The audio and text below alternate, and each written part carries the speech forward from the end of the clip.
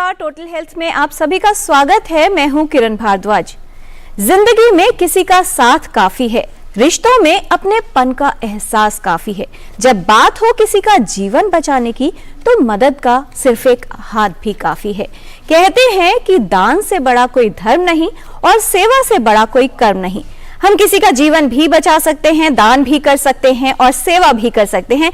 उसका एक माध्यम है जिसे कहते हैं रक्तदान। रक्तदान से कई जिंदगियों को बचाया जा सकता है, इसलिए कहा जाता है कि स्वैच्छिक रक्तदान की आवश्यकता है। किस तरह से ब्लड डोनेशन हमारे लिए काम कर सकता है और क्यों जरूरी है कि ज्यादा से ज्यादा लोग सामने आए और अपना रक्तदान करें, जानेंगे विशेषज्ञों से। इस रिपोर्ट पर नजर डालकर ये समझते हैं कि दरअसल कितना महत्वपूर्ण है रक्तदान किसी का जीवन बचाने के लिए।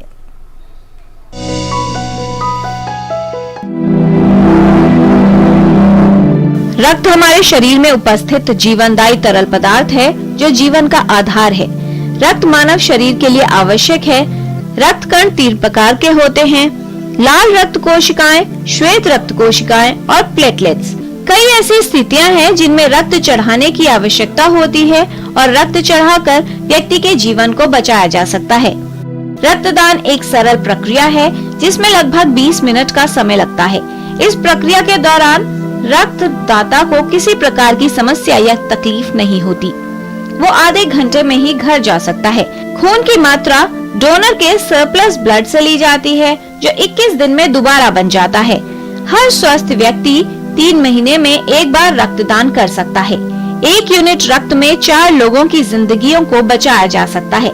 आपके द्वारा किया गया रक्तदान कई जिंदगियों को बचा सकता है, इसलिए रक्तदान अवश्य करें। Kiran Bhardwaj, DD news.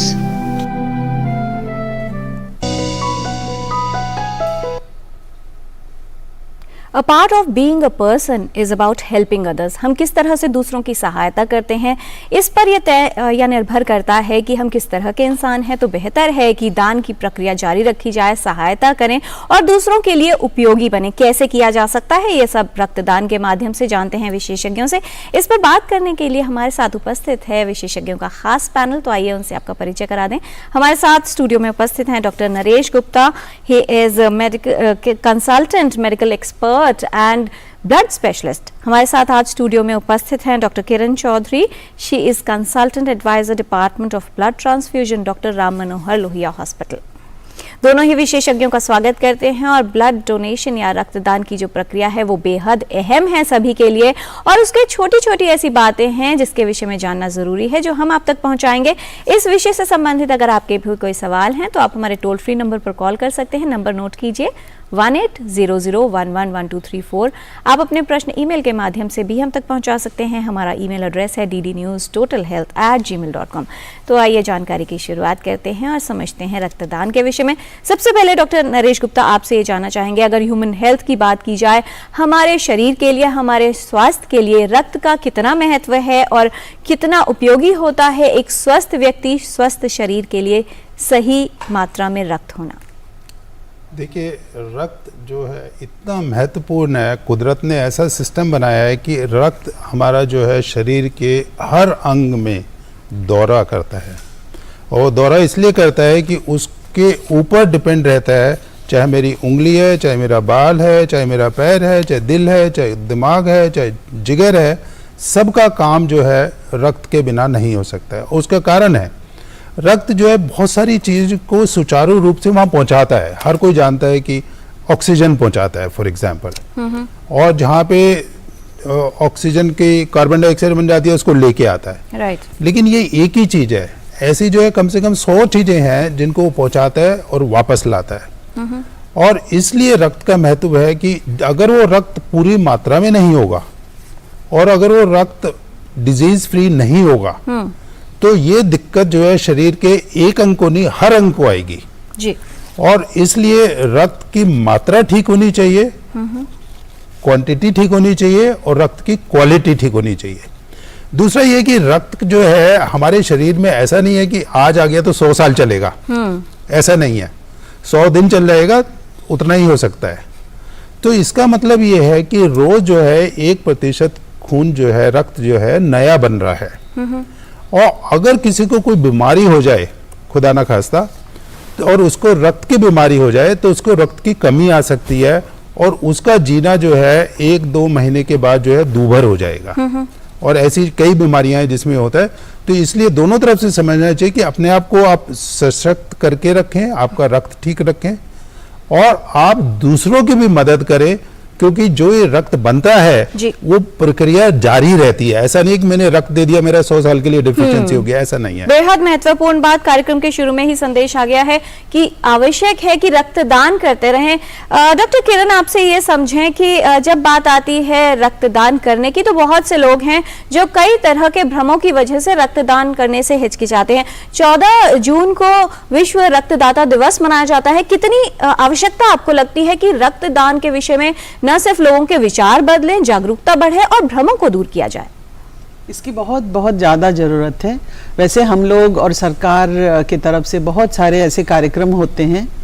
विश्व रक्तदाता दिवस के दिन हम लोग रक्तदाताओं का आभार प्रकट करते हैं और वो उन्हें एनकरेज करते हैं, उन्हें फेलिसिटेट करते हैं और इससे एक विजिबिलिटी सी बनती है। औरों को भी हम इसके माध्यम से मोटिवेट करते हैं और उन्हें ये समझ आता है कि हाँ कितना इम्पोर्टेंट है ये। जैसे कि अभी डॉक्टर साहब ने कहा, एक बार ब्लड देकर हमें हम ये सोचने लगते हैं कि अच्छा हमने बहुत बड़ा काम कर दिया। ऐसा नहीं है। इस बार विश्व रक्तदाता दिवस के लिए जो स्लोगन तैयार किया गया है वो है give blood, give plasma, share life, share often. आपको बार बार रक्त देना है और वो साल में आप 4 बार तक रक्त दे सकते हैं अगर आप पुरुष हैं और 3 बार तक दे सकते हैं अगर आप महिला हैं। तो इसे जारी रखना है, यही हमारा इस बार का एम्फेसिस है। जी डॉक्टर नरेश गुप्ता, आपने कुछ बीमारियों की बात कही जिसके अंदर जो है रक्त की कमी हो जाती है या समस्या उत्पन्न होती है। कौन सी और दशाएं आप बताना चाहेंगे जिसमें किसी व्यक्ति को रक्त की आवश्यकता हो सकती है? देखिए, रक्त की मुख्यतः 4 जगह आवश्यकता होती है। एक तो बीमारी, जैसे आपने जिक्र करा, बीमारी में जो ये खून बनता है खास तौर से लाल कान या प्लेटलेट्स का, ये अगर बनना बंद हो जाए, जैसे एक बीमारी होती है जिसमें ये जो खून बनता है हमारे शरीर में, जो दोहरा का रक्त जो है वो हड्डियों के अंदर बनता है और कई बार वो फैक्ट्री सूख जाती है। तो अगर सूख जाती है तो उनको हर महीने खून की जरूरत पड़ती है। ऐसे कुदरती तौर पे आजकल पब्लिक जागरूक बहुत है, उनको पता है कुछ बीमारियां पैदाइशी हो जाती हैं। थैलेसीमिया की बीमारी है जैसे, उसमें खून जो बनता है वो ठीक नहीं बन पाता है तो वो बाहर निकाल दिया, वो पानी बना दिया जाता है उसका शरीर में, तो उसमें खून बराबर देना पड़ता है। ये बीमारियां ऐसी हैं जिसमें कि बहुत लंबे अरसे तक देना पड़ता है। कुछ बीमारियां हैं जो कि खुदा ना खास्ता आती हैं और रक्त को भी अफेक्ट करती हैं, जैसे ब्लड कैंसर होता है, या आप जिगर की बीमारी ले लीजिए जिसमें कि खून की उल्टी हो जाती है, बवासीर हो जाता है। तो ये कई सारी बीमारियां ऐसी होती हैं जो दवाइयां देते हैं उसमें खून की कमी होती है, हेमोलिसिस हो जाता है, जैसे आपने देखा कि मलेरिया में कम हो जाता है, डेंगू में प्लेटलेट्स कम हो जाते हैं। तो ये कुछ बीमारियां ऐसी हैं जिसमें कि मेडिकल बीमारियां कहलाती हैं और इसमें एक समय, 2 समय या जिंदगी भर खून की जरूरत पड़ सकती है। जी। दूसरा जो है, कई बार चोट लग जाती है, एक्सीडेंट हो जाते हैं और अगर इंसान को खून की जगह खून ना मिले तो उसकी मौत हो सकती है। तो इसमें एक दम से जरूरत है और पूरी मात्रा में जरूरत है। और एक इसके साथ रिलेटेड रहता है जिसमें कहते हैं ऑपरेशन है, तो खून हो गया, ट्रॉमा से हो गया, या ऑपरेशन करते हैं उसमें भी खून का लॉस होता है। तीसरा जो महत्वपूर्ण होता है, गर्भवती महिलाएं जो होती हैं, जब बच्चा जन्मती हैं तो उस समय खून बहता है। और देखिए, दुर्भाग्य है कि हमारे शरीर में महिलाओं को गर्भवती होने से पहले ही खून की कमी होती है, जिसको हम एनीमिया कहते हैं जी। उसके ऊपर जो है खून बहना शुरू हो जाए तो उनकी मौत हो जाती है। और ये जो है मैटरनल मोर्टालिटी रेट, ये हमारे देश में एक बड़ा चिंता का विषय रहा है, हालांकि पहले से इम्प्रूवमेंट है। 4 में से 1 गर्भवती महिला की जो मौत होती है वो खून की कमी से होती है। तो ये जो गर्भवती महिलाएं हैं उसमें जरूरत पड़ती है। और एक बड़ी अचरज की बात है, जो छोटे बच्चे होते हैं उनको भी जरूरत पड़ सकती है, हालांकि उनकी मात्रा जो जरूरत पड़ती है बहुत कम होती है, उनकी कुछ बीमारियां अलग होती हैं। तो अलग अलग बीमारियों में जरूरत है, किसी में 1 समय, 2 समय, 4 समय से हो जाता है, किसी में जिंदगी भर चाहिए। और फिलहाल एक कॉलर हैं, जितेंद्र जी हैं तमिलनाडु से, जिन्होंने कॉल किया है। जितेंद्र जी, आपका बहुत स्वागत टोटल हेल्थ में। क्या जानना चाहते हैं आप?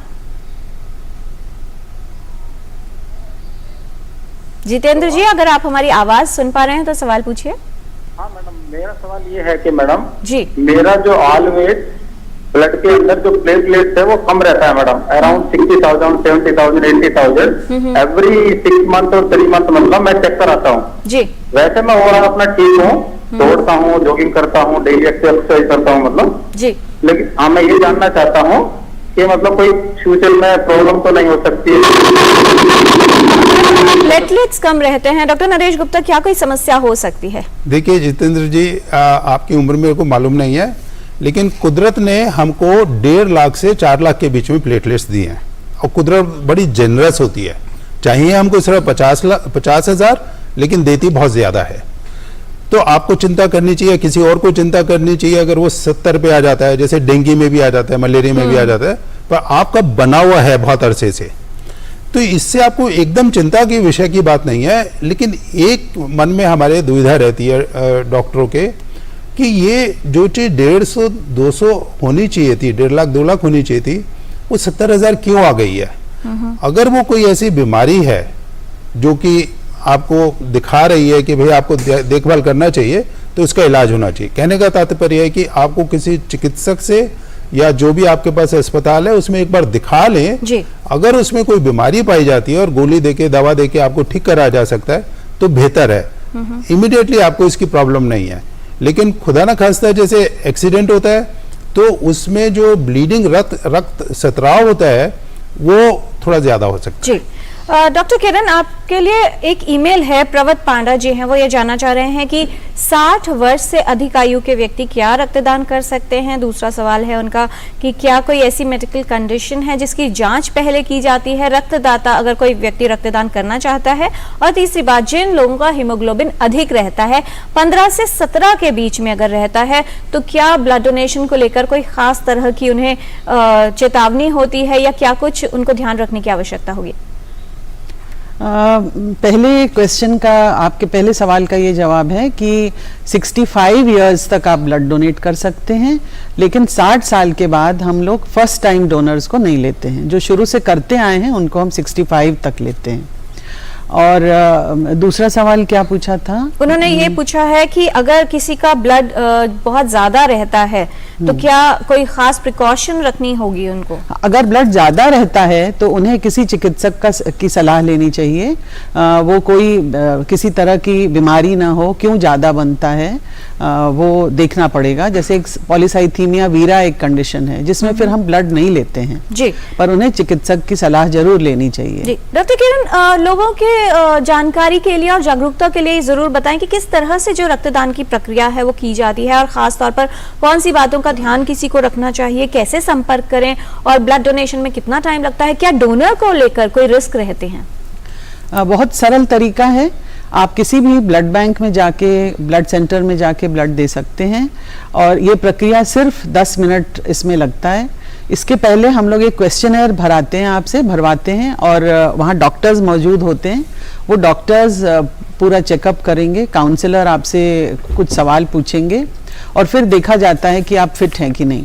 और जो जनरल कंडीशंस फुलफिल करना है वो 18 वर्ष की आयु है, 45 किलो का वजन है और 12.5 ग्राम % आपका हीमोग्लोबिन है।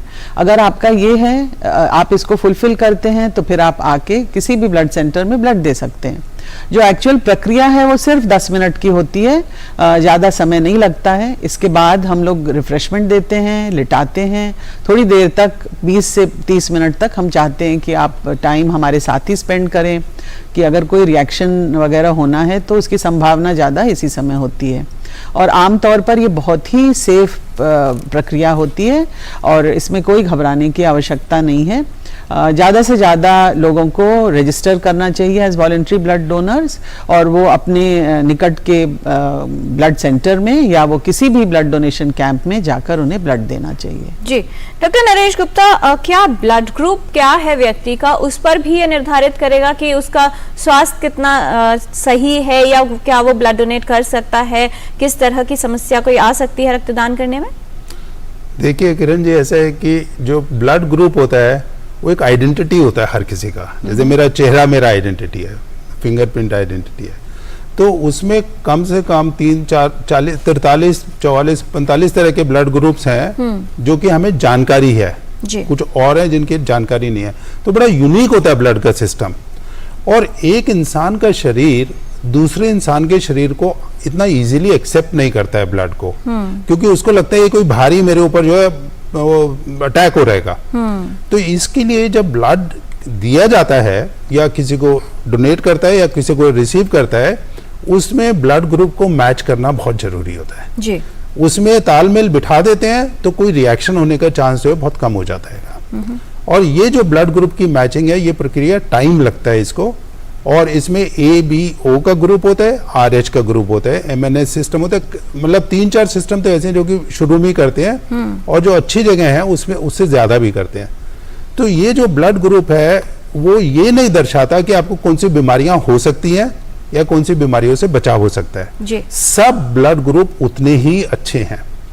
कुछ ब्लड ग्रुप ऐसे होते हैं जो कि आप बहुत ज्यादा दान कर सकते हैं, मतलब उनको किसी को भी लेने में दिक्कत नहीं होती, O नेगेटिव होता है।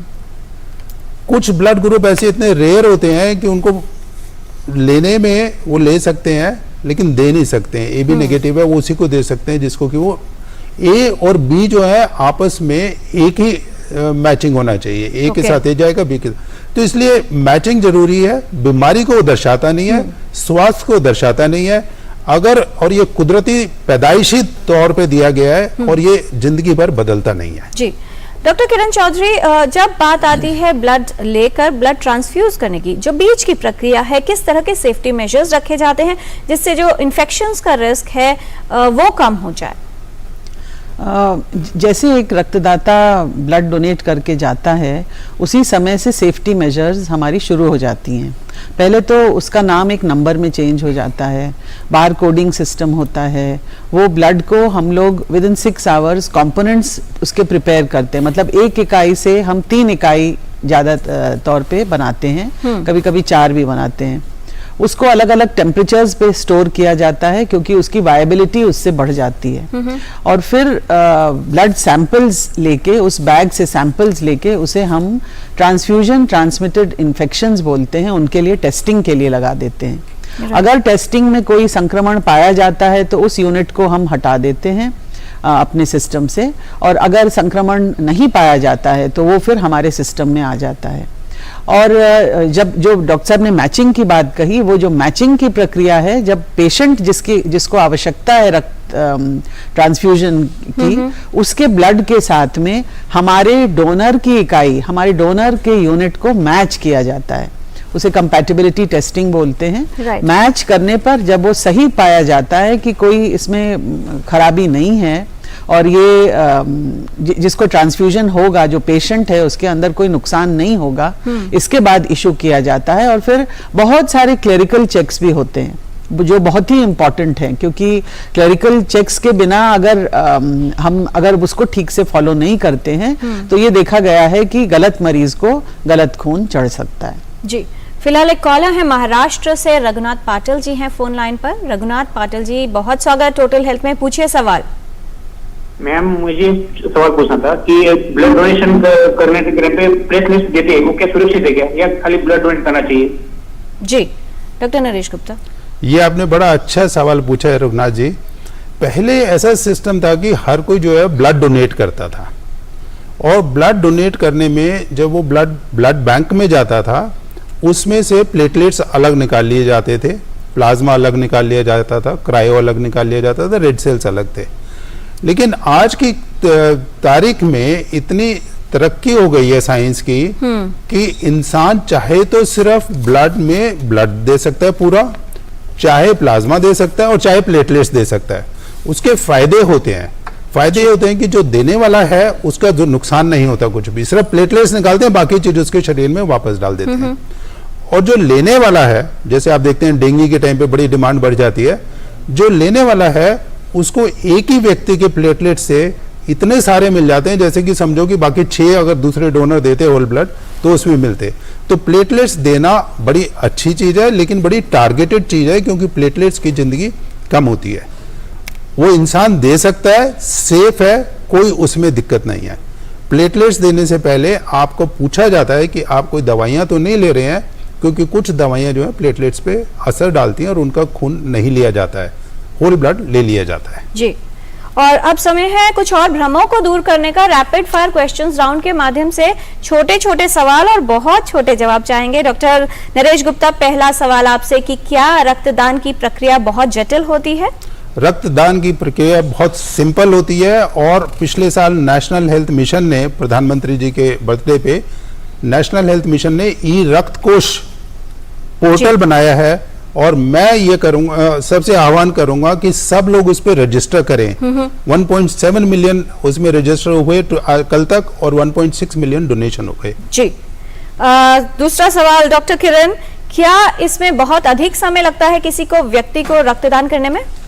सिर्फ 10 मिनट का टाइम लगता है। थोड़ा सा समय हम फॉर्म भरवाने में लेते हैं और फिर उसके बाद उसे रेस्ट कराते हैं।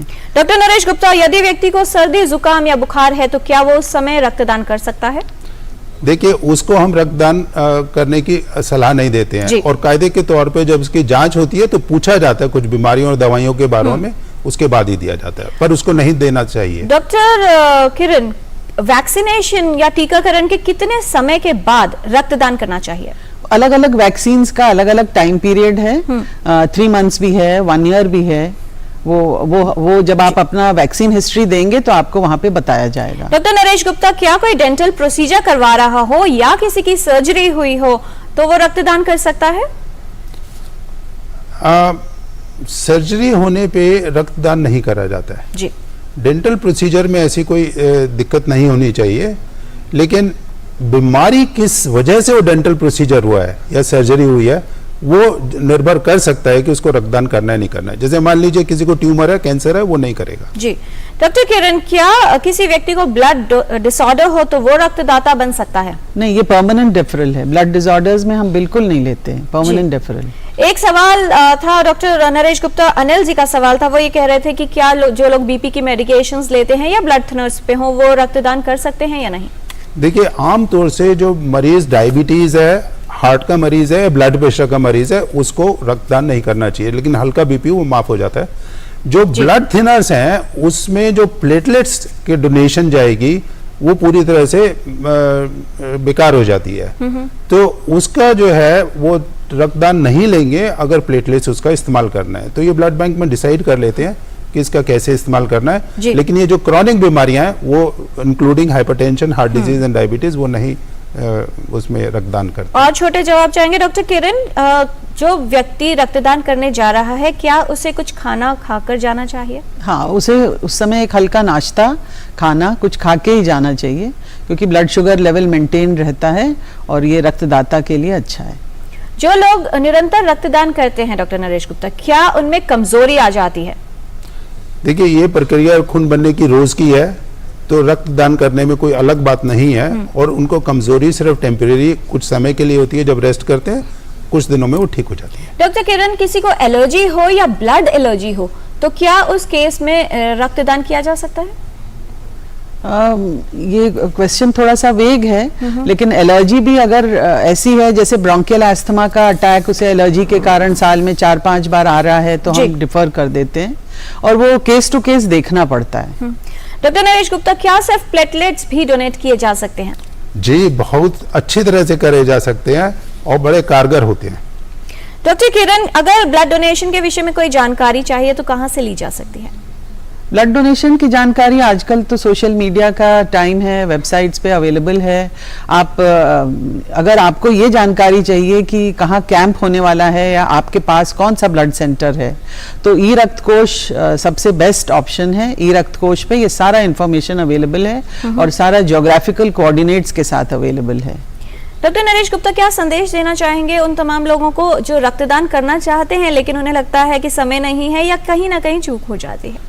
देखिए, रक्तदान करना स्वास्थ्य के लिए अच्छा है, अल्ट्रुइस्टिक है, आपकी मन की शांति के लिए और अच्छा है, और अगर आप नहीं भी जा सकते हैं तो आपके पास आके भी रक्त लिया जा सकता है। ये ना सोचें, ये मान के चलें रक्त एक ऐसी चीज है जो कि अभी फैक्ट्री में बनना शुरू नहीं हुआ है, हालांकि कोशिश कर रहे हैं।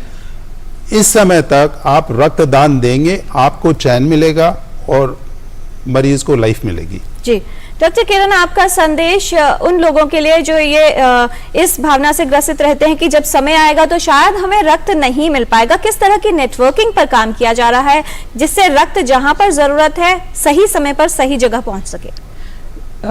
ये बहुत ही इम्पोर्टेंट सवाल है। मैं थोड़ा सा टाइम लूंगी बताने के लिए, क्योंकि अभी ई रक्त कोष के द्वारा सारे ब्लड बैंक्स भी कनेक्टेड हैं। हमें पता रहता है हमारा सरप्लस स्टॉक कितना है, और ज़्यादातर बड़े शहरों में नेटवर्किंग बहुत ही स्ट्रांग है और एक दूसरे से ब्लड की शेयरिंग चलती रहती है।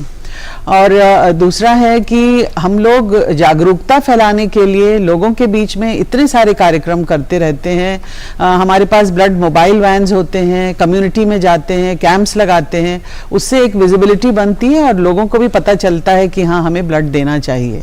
जी बहुत धन्यवाद इस तमाम जानकारी के लिए डॉक्टर नरेश गुप्ता, डॉक्टर किरण चौधरी। आपने बहुत से भ्रमों को दूर किया है और विश्व रक्तदाता दिवस मनाया जाता है 14 जून को, तो इसी उम्मीद के साथ कि अधिक से अधिक लोग रक्तदान करेंगे, क्योंकि भ्रम दूर हुए हैं। जैसा कि कहा जाता है कि life is not about what you get but it is about what you give. Life is not about duration but about donation.